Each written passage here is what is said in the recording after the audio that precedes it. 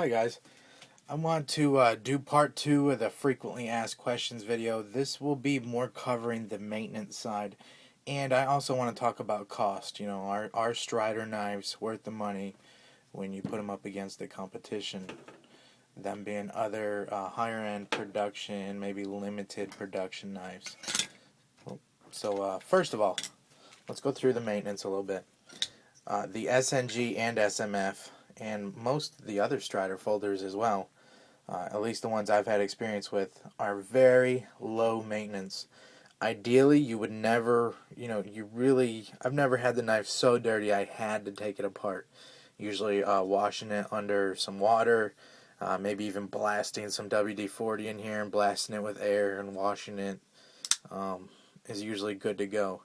For those of you guys like myself who like to tinker and take stuff apart and really just see the inner workings and stuff, you're going to need a tool. I like the Hinder Spanner tool. I did kind of hit on this in my last video, and basically you can see it in action in my breakdown video. If I can remember, I'll try to link that in the description below. So this is your spanner. Catch that on the pivot here. This back comes over here and you can spin it like that. Okay, ideally though, and Strider really recommends that you don't need to take their folders apart. This is, for the super tinkerers and whatnot, or for the guys who maybe get it beyond dirty, which, whatever.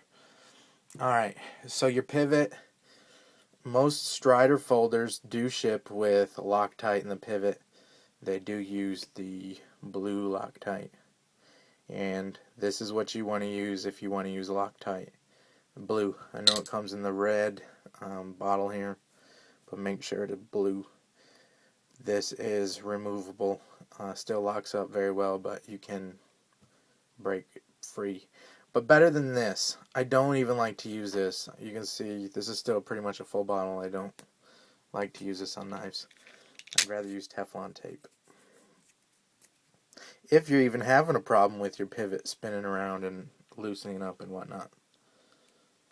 I don't. I just put it on there for extra insurance. So basically, I'll just wrap it around the threads of the mount pivot and, screw it back down. So that's that. Not that there was an issue beforehand, but if you want to lock this pivot down a little better, I recommend Teflon tape. Alright, lubes. I've found the SNG really doesn't even need lube. It sounds funny, but I absolutely had this totally submerged underwater and used it, cleaned it out. Maybe I was out in the yard or whatever, got it dirty in here and just rinsed it out underneath the sink. And really, the action was fine. But if you want to use lube, they're totally not picky about it. You can use Millitac, however you say it.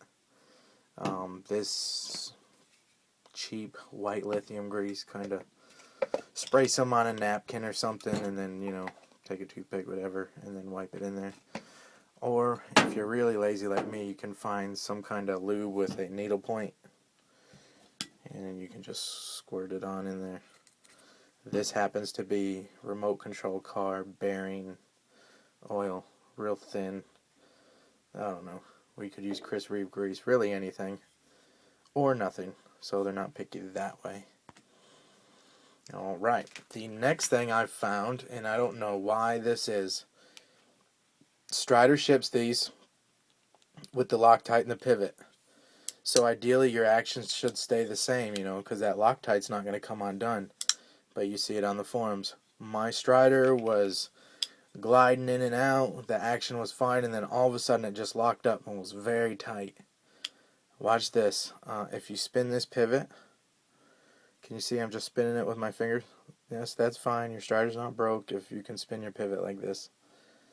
I've found that you can actually play with this. If you spin it like you're screwing in a screw, it'll get tighter. And if you undo it, it'll loosen up.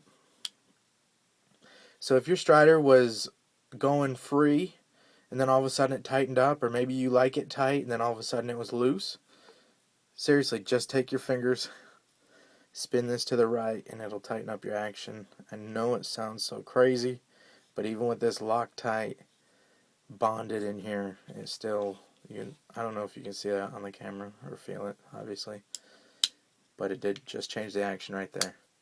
When this is up and down a little bit tighter, now if I spin this pivot to the left, the action will almost swing around. Not sure why that is, but it is. I don't know if they designed it that way or if it just so happens to be that way. It's not just on this knife either. Every strider folder I've ever had does that. Alright, I'm going to take just a few minutes to tackle the ultimate cost question. This could easily be a 30-minute video on its own. Completely subjective, totally up to you. Anytime you get to paying, $400 for a knife, usually for most people it's kind of a big purchase, especially just for a pocket knife. Competition would maybe go something like this, and obviously I think it's worth it. I have one in my collection. I've always had, not this particular SNG, but I've always had one SNG or a few SNGs in my rotation, in my carry, and I've been carrying the SNG on and off maybe 5 to 6 years. I think it does offer something that these don't. Now, man, very tough question, but what I really, really like about the SNG is how light this knife is and how tough it is. And I really like the idea that I can break this folder.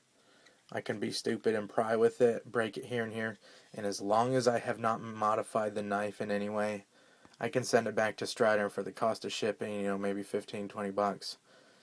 Pretty much they'll either repair it by putting a new blade on it, or I'll get a new knife, So that's always appealing to me.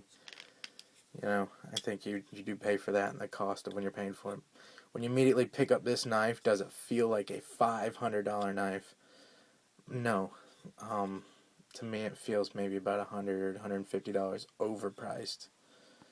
But was it really? Because I did buy this brand new and I bought plenty, and if I didn't have this one, I would be looking for one to have, So I don't feel like I need to collect them, but I feel like they're worth at least owning one. With that said, though, it's got some real high competition. So to me, again, I might get flamed for it, I feel like the is put together a lot better than the SNG. Totally different design. I understand that. I understand the knife is designed for different uses in mind. But just to me, if you were to hand all these to people who know nothing about knives and who know a little bit about machining and stuff like that, I would think the SNG, as far as fit and finish and everything, would be last. Still higher end than most production blades, but to me it does not have the level of fit and finish. Now, I guess to say it's terrible, no. I mean, the blade's centered, everything. Lock up very nice. Hasn't moved in a long time,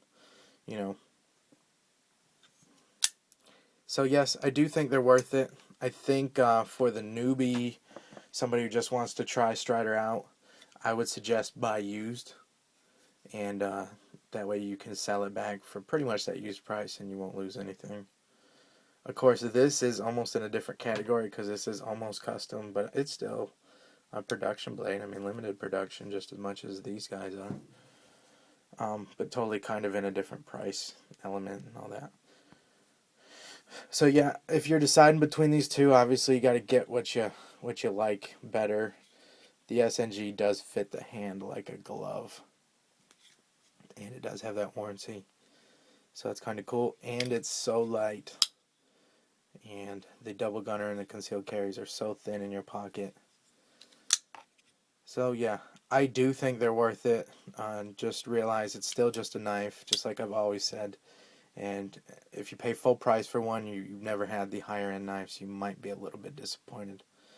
So shoot me any questions that you have, and I appreciate you guys' time for watching. Hopefully you have a great day. I will see you later.